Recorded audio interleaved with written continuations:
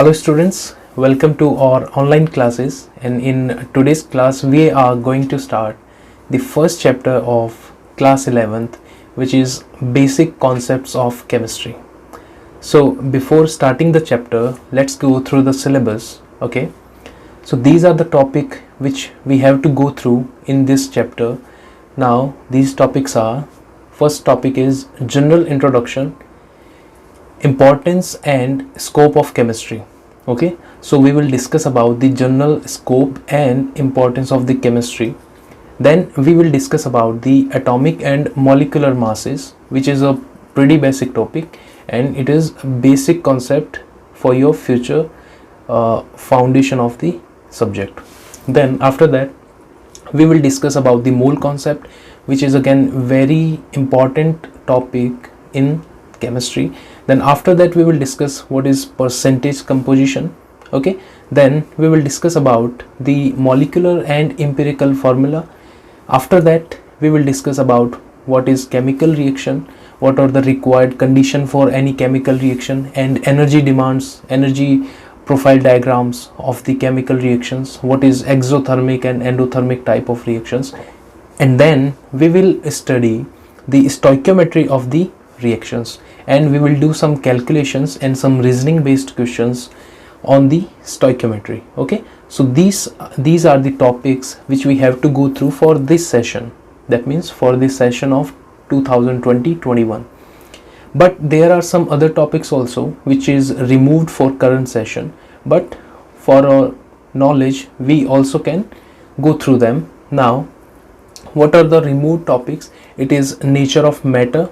Okay, so here basically we used to discuss about the classification of matter, physical and chemical classification. Like physical classification, solid, liquid and gas, there are three types, and on the basis of chemical classification there is pure substance and then mixture. Then pure substance is either element or compound, and mixture is either homogeneous or heterogeneous mixture. So anyways, this is not the part of the syllabus for now, but it is pretty basic topic. We might discuss if we have some time. And after that there is a law of chemical combination. There are total 5 laws which was related to the chemical combination. Then another deleted topic is the Dalton's atomic theory. This is the primitive theory which gave us information about the atom. Okay, according to Dalton, the atom was the smallest indivisible particle of any matter. Okay, then after that we will discuss about the concept of elements, what is element and related topics about the element, atoms and molecules. Okay, so what is element, what is atom and what is molecule? So these topics are not the part of our syllabus for this session, so we will go through these topics first of all. Okay, so let's start our syllabus. So before starting the topics, we will study today the first 2 or 3 topics, which is general introduction, importance and scope of chemistry, then atomic mass, average atomic mass and molecular mass.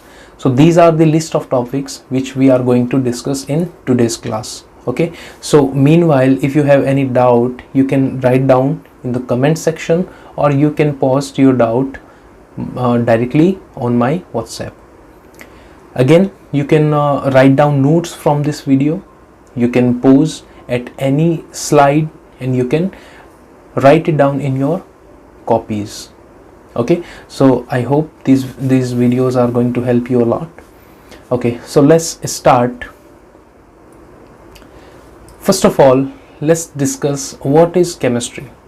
So in a simple way, if we discuss what is chemistry, anything related to the matter is chemistry. Now what is matter? Anything which have some mass and occupies space is called matter. So anything which you can observe around you is a matter. Your mobile phone, your pencil, your notebook, your bed sheet, your food, everything which you can observe is a matter, and that thing is related to the subject of chemistry. So chemistry is included everywhere. So basically, the definition of chemistry is that the chemistry deals with composition, structure, properties and interaction of matter. Okay, now what is interaction of matter? Basically, two or more matters combine to form a new matter, and in simple way we call it a chemical reaction also. Okay, so this is the definition of chemistry, and in simpler definition we can say that the chemistry is the science of atoms and molecules. Okay, now what is the importance of chemistry? So there is very wide importance of chemistry.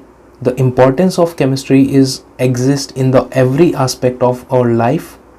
Okay, so there are some mentions here. For example, principle of chemistry are applicable in diverse areas such as weather patterns, functioning of brain, operation of a computer, production in chemical industries, manufacturing of fertilizers, alkalis, acids, salt, dyes, polymers, drugs, soaps, detergents, metals, alloys, etc.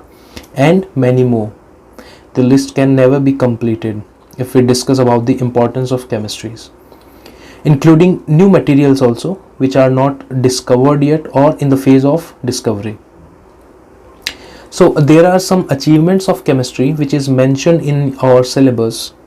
For example, the anti-cancer drugs are synthesized by the help of chemistry or medicinal chemistry. So the name of drug is cisplatin and Taxol.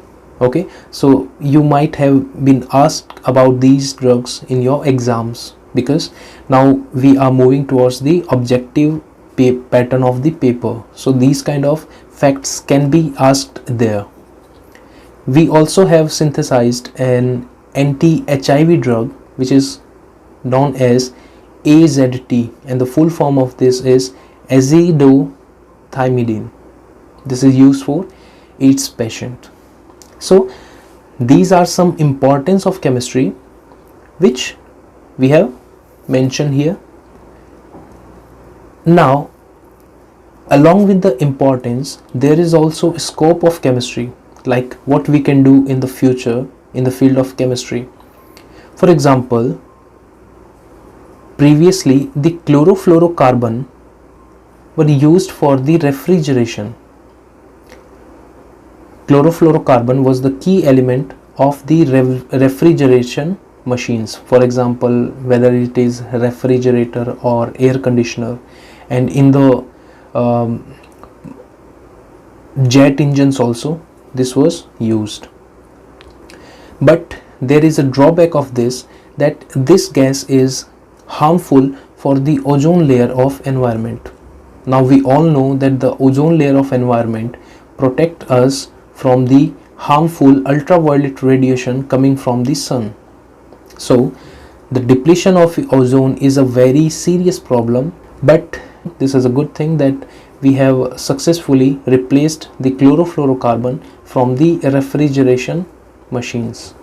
So this is a very good achievement of chemistry. Okay, now there are many challenges also in front of the chemists or the researchers.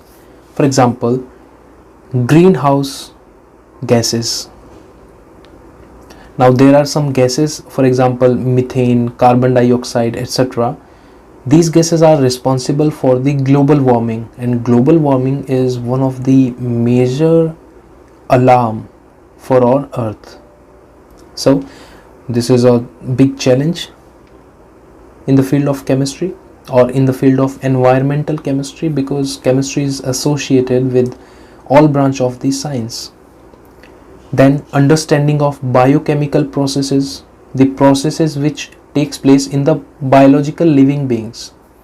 We are not aware about all the processes, so if we understand these processes, it can solve a lot of things for us. For example, the persons who have diabetes, they are supplied insulin which is biologically made, means this hormone is made artificially in a biological system. How we are able to synthesize this? just because we knew this biochemical process of formation of insulin. So there are many processes which we have to research about. Then use of enzymes for large scale production of chemicals and synthesis of new material. We often hear about the substitute of polythene or the substitute of many harmful polymers. So all these are topics of research. These are some of the intellectual challenges for the future generation of chemists. So you all are welcome. If you have interest in the field of chemistry, after 12th and after your graduation and post graduation, you can become a researcher in the field of chemistry and you can contribute for the betterment of the environment or anything in which you are interested about. So this is about the importance and scope of the chemistry. Now we start our class with the atomic mass. Now what is atomic mass? The definition of atomic mass lies within its title. The mass of an atom is called atomic mass. Now what is atomic mass? Because we know that the atom is consist of three type of particles basically, which is electrons, protons and neutrons. Now what is the atomic mass? Atomic mass is the sum of the mass of proton and neutron. So we do not include the number of electrons while calculating the atomic mass, because the mass of electron is negligible when it compared to the mass of proton and neutron. And also the mass of proton and neutron is almost similar. Okay, we will discuss about it later. Now we all know that the hydrogen is the lightest atom with mass equals to 1 unit. Okay, and the periodic table starts with the hydrogen. Then what is the unit of atomic mass? It used to be AMU, which is called as atomic mass unit, but now currently unified mass is widely used. Now there is no big difference between these units, it's just a symbol which we put after the mass of an atom. So you can write whether AMU or U, both are correct. So I hope you are clear about what is atomic mass. Now here is the listing of the mass of all the atomic particles and also the charge of all the atomic particles. First of all, let's discuss about the mass.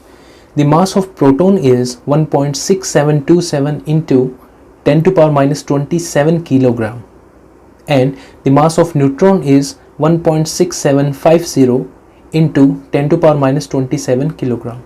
So you can see that the mass of proton and neutron is almost identical. There is a variation to the fourth and fifth digit of the decimal.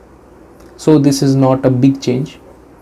So in a round off figure, we can remember the mass of both proton and neutron as 1.67 into 10 to power minus 27 kilogram.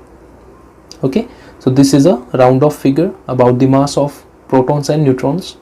Then what is the mass of electron? It is 9.1 into 10 to power minus 31 kilogram. So you can see here that the 10 to power minus 31 is a very small number when compared to 10 to power minus 27. So the mass of electron is negligible during calculation of the atomic mass. Now we also discuss about the charge on proton, neutron and electrons. We all know that the neutrons are the neutral particles, that means they have zero charge. But the charge on proton and electron are same but with the opposite sign. The proton carries positive charge and the electron carries a negative charge. The charge on proton is plus 1.6 into 10 to power minus 19 coulomb, and the charge on electron is minus 1.6 into 10 to power minus 19 coulomb. Okay, so this is a table about mass and charge of the atomic particles. Now see, we came to an conclusion that the mass of atom is equals to the sum of mass of proton and mass of neutron. For example, suppose you have given an element like 7 nitrogen 14, or it may be also written as 7 nitrogen 14, like this. Both representations are correct. Now 7 is the atomic number of this element. Okay, so this is the atomic number, this is the symbol for that element, which is nitrogen, and this digit is the mass of that element.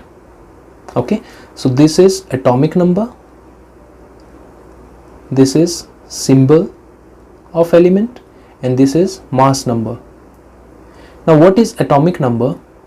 Atomic number is equals to either number of electrons or either number of protons, because in an atom the number of electrons and protons are same. Why? To maintain the electrical neutrality of the element or atom. Now what is atomic number?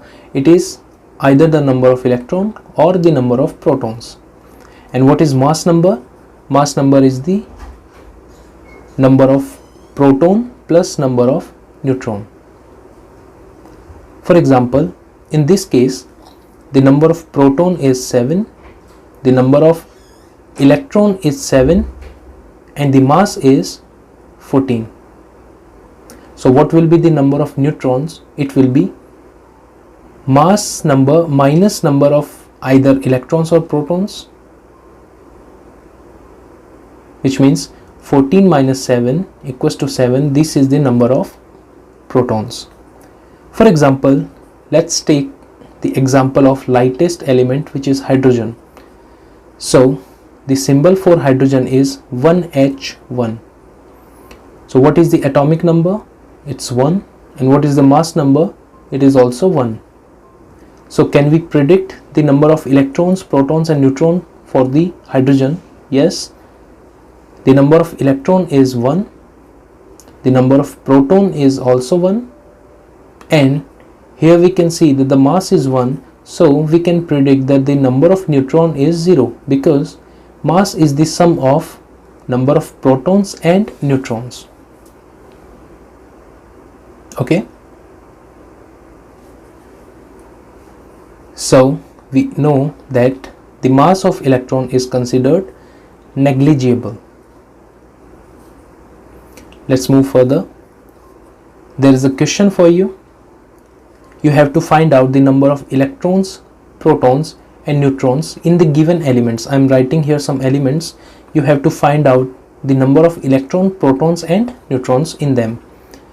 Okay, so let's start with 6 carbon 12, then after that 2 helium 4, then 7 nitrogen 15, 6 carbon 13, then after that 8 oxygen 16, 8 oxygen 17, 6 carbon 14, 5 boron 11, and the last one is 17 chlorine 35.5. Okay, so take your time and calculate the number of electrons, protons and neutrons in the given elements. You can take a screenshot of this, or you can note it down in your classwork copies and tell me the answer. Okay, so I know that you will be able to solve all these questions. There's nothing complicated, but you might have problem in the case of chlorine 35.5, because in this case you will come to a conclusion that the number of neutron is fractional, but that is never possible. Either the particle may be 1 or 0. There is nothing like 1.5 neutrons or 2.5 neutrons or x.5 neutrons. There is not possible. So now the question is that from where this mass number came, which is 35.5. So here this mass is called average atomic mass. Okay, so in next slide we will discuss about the average atomic mass. Before that, there is another question for you. If I tell you the number of electrons, protons and neutrons, then can you find out the mass of that atom? I think that would be easier for you. For example, if the number of electron, proton and neutrons are as follows: number of electron is 1, number of proton is 1, number of neutron is 0. Can you predict the mass? Definitely, because mass is the sum of number of protons and neutrons. So there is nothing complicated in this type of question. So you can frame question by yourself and find the answers of that. This is the activity for you. Okay, so now let's discuss about the average atomic mass. So what is average atomic mass? Sometimes there are isotopes found in the nature. For example, hydrogen exists in 3 isotopes, which is protium, deuterium and tritium. Okay, but we never take the average of the masses of protium, deuterium and tritium, because the amount or the natural abundance of deuterium and tritium is negligible compared to protium. So we consider the mass of hydrogen as 1. But in the case of chlorine, chlorine exists in chlorine 35 and chlorine 37 isotopes. So first one is 17 chlorine 35 and the second one is 17 chlorine 37. Their ratio of natural abundance is 3:1. That means in nature 3 parts of chlorine 35 is present compared to 1 part of chlorine 37, or we can say 75% ratio 25%. Okay, suppose in a class there are 4 students. The first student got 35 marks, the second student also got 35 marks, the third student also got 35 marks and the fourth student got 37 marks. So what is the ratio of their marks? 3:1 of 35 and 37 marks. Now what will be the average mark of every student? How we can calculate the average? We can calculate the average by this method: 35 plus 35 plus 35 plus 37 divided by 4. By this way we can get the average of these marks. So similar we can do in the case of mass number also. So by averaging like 3 into 35 plus 37 divided by 4, we get the number of 35.5, and this is the average mass of chlorine. Okay, so note it down, taking the example of chlorine.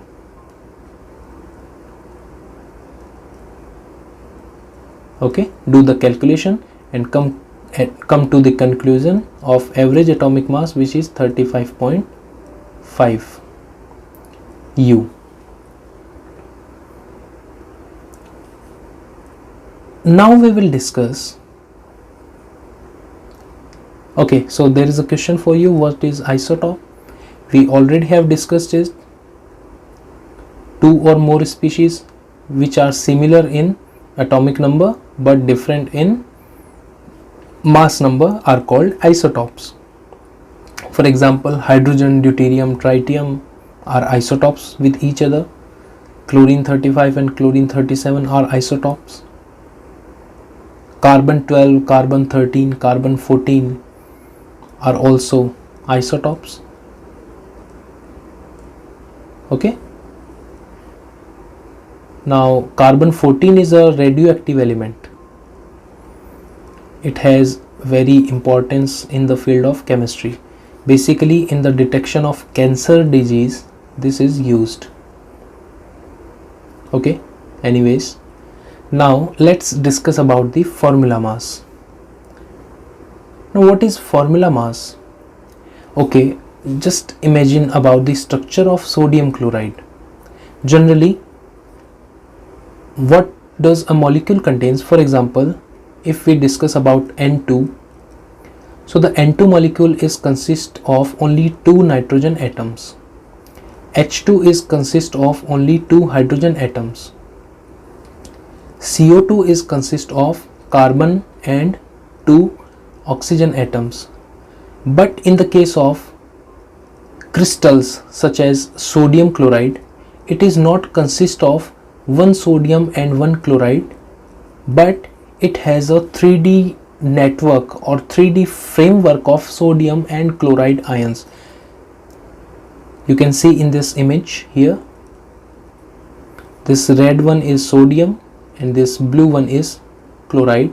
So you can see in the whole crystal of sodium chloride there is not only 1 sodium and 1 chloride atoms, there are a huge number of repetitions. So in this case, how we can calculate its mass?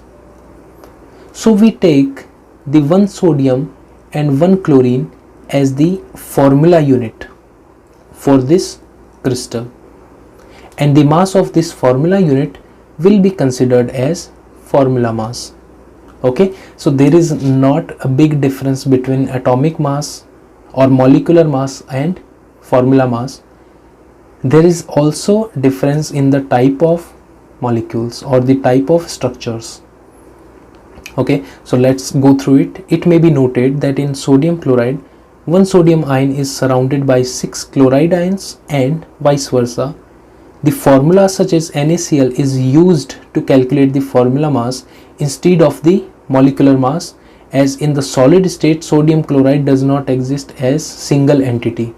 When you take a crystal of sodium chloride or crystal of NaCl, there are the huge number of sodiums and chlorides, so their mass will be never molecular mass, it will be random mass of different numbers of sodium and chloride. So the simplest ratio is called as formula, and the mass of formula is called formula mass. So here what will be the mass of sodium chloride? The mass of sodium is 23 and the mass of chlorine we have discussed is 35.5. So it will be 58.5 U.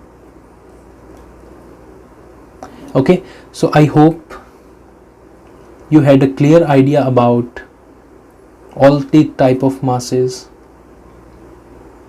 Now there is an assignment for you. I'm writing some species here and you have to write down the mass of that species. Okay, so first one is CO2, second one is CH4, third one is N2, fourth one is O2, fifth one is HCl, sixth one is NaCl, then CaCO3 calcium carbonate, then H2SO4 which is sulfuric acid, then ninth one is let's take CO, and then the last is ammonia. Okay, so you have to write down atomic, molecular or formula mass. So there is no atom in this list, so atomic mass is not there.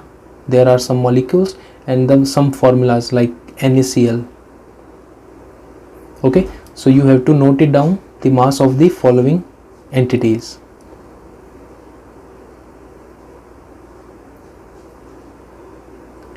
Take a screenshot of this. Now in next class we will discuss about mole concept and molar mass. So the next class is going to be very important for us. That's it for now. Thank you very much for joining.